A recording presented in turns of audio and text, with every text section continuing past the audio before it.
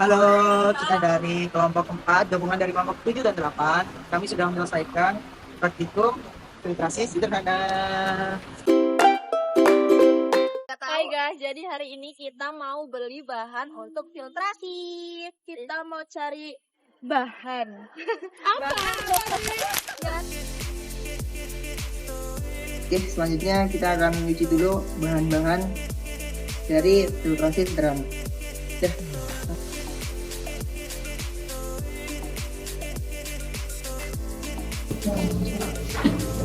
Jadi ini lagi proses pencucian batu.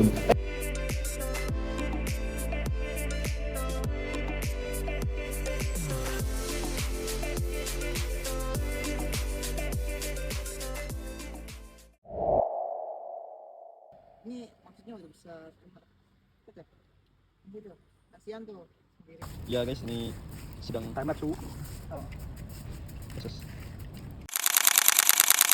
Tadi Jadi ngapain? ini kita mau ngelin bagian dalamnya kerangnya guys. Biar apa? Biar makin kencang dan tidak bocor. Kenceng ya? Biar kencang. Ya, lanjut lanjut.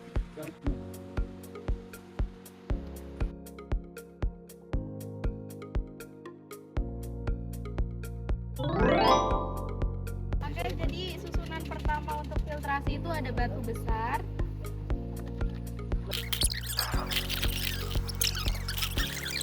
Selanjutnya kita akan masukkan penyaring.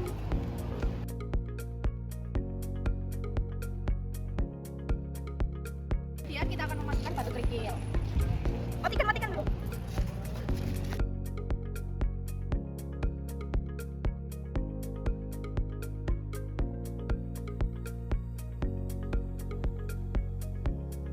Selanjutnya kita akan memasukkan penyaring yang kedua.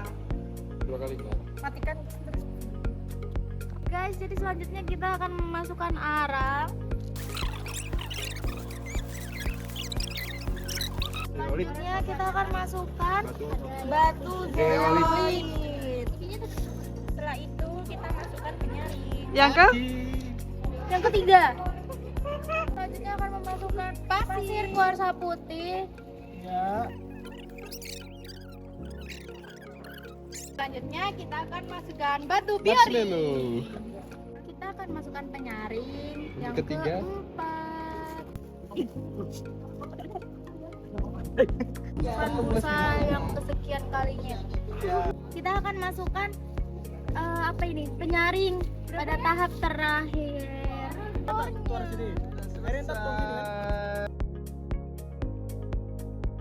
Oke, sekarang saya akan menjelaskan mengenai manfaat dari bahan-bahan yang ada pada filtrasi sederhana teori 4. Yang paling dasar nih, kita ada batu besar. Nah, batu besar sendiri memiliki manfaat seperti menyaring kotoran besar, seperti mungkin ada daun, ada kerikil yang jatuh ke bawah. Nah, baik, sekarang lapisan yang kedua, yakni penyaring. Kami di penyaring ini menggunakan kain flanel. Nah, kain flanel sendiri memiliki manfaat untuk menyaring kotoran kecil seperti debu, lalu lumut kecil atau serpihan tanah yang terdapat di bahan filtrasi. Lalu fungsi tambahannya ini membuat air tampak lebih jernih. Nah, penyaring sendiri ini di bahan filtrasi terdapat ada 3 lapisan. Jadi yang pertama di atas batu besar, lalu di bawah pasir kuarsa putih, dan yang paling terakhir ada di paling atas, yaitu sebelum batu biru. Oke, yang ketiga di atas penyaring terdapat kerikil sebagai salah satu bahan filtrasi sederhana. Nah, manfaat kerikil sendiri yakni menyaring kotoran sedang seperti mungkin pasir kasar atau sisa-sisa tumbuhan kecil. Nah, fungsi tambahan dari kerikil ini menjaga agar bahan halus di atasnya seperti pasir, silika dan lain-lain itu tidak turun ke bawah. Bahan yang keempat ini terdapat di atas penyaring. Nah, jadi urutannya batu besar, kain flanel sebagai penyaring, kerikil, lalu ada kain flanel sebagai penyaring lagi. Nah, yang ke bahan yang keempat atau urutan yang kelima juga yaitu arang kayu. Nah, arang kayu sendiri menghilangkan bau tidak sedap seperti bau tanah atau bau amis. Nah, bahan yang kelima yaitu batu zeolite. Batu zeolite sendiri letaknya di filtrasi sederhana itu di atas arang kayu.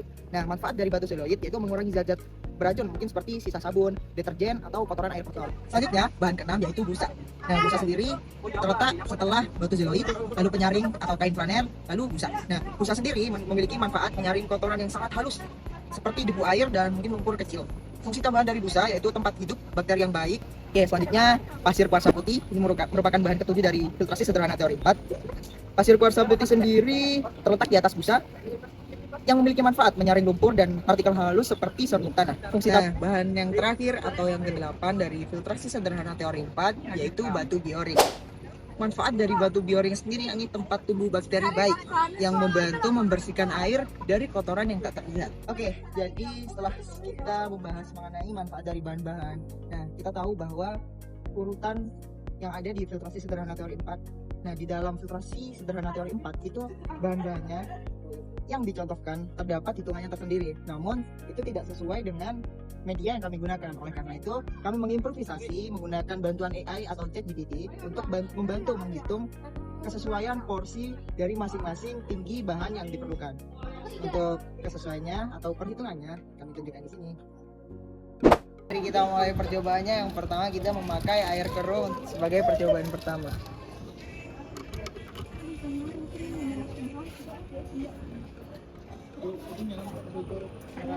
Sekarang percobaan kedua karena yang percobaan pertama masih kotor ya.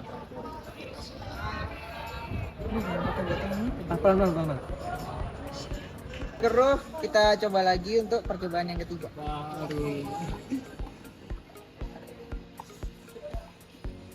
Meskipun sudah ada perbedaan warna menjadi lebih jernih, tapi kita ingin tetap melakukan percobaan yang ke 3, 4, 5. 4. Ya, percobaan yang keempat.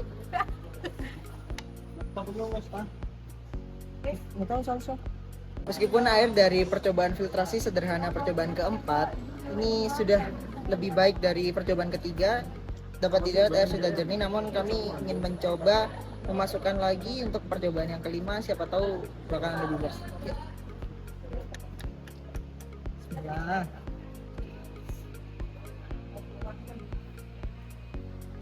Oke, jadi ini merupakan hasil percobaan yang kelima.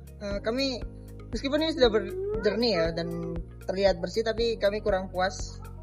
Kami ingin mencoba lagi untuk hasil. Ya.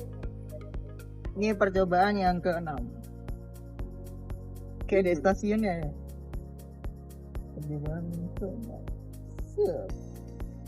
Ternyata setelah percobaan ke-6 ini airnya sudah nampak seperti air PDAM ya teman-teman. Alhamdulillah. Oke, berhasil. Yeay. Jadi air keruh campuran dari tanah berhasil pada percobaan yang ke-6. Oke, kita perkenalan dulu sebelum mengakhiri videonya. Perkenalkan, nama saya Fahmi Nasrul Islam NIM dengan NIM 43224145. Halo, saya Muhammad Fakrul dengan NIM 4322411146. Hai, perkenalkan nama aku Salsabilana dengan NIM 4322411158. Hai, nama saya Nadina Fika Agustin dengan NIM 4322411144. Halo, perkenalkan, nama aku Fadli Faridi dengan NIM 432156. Halo, aku Muhammad Tiga Farahi dengan NIM 4322411154. Halo, nama saya Bang Mustafa, NIM 43241150. Halo, nama aku Zahar dengan NIM 4322411143. Halo, nama aku Gisdadian Vanessa dengan NIM 4322411163. Halo, nama aku Maulida Rahma Firdasari dengan NIM 4322241166. Dadah.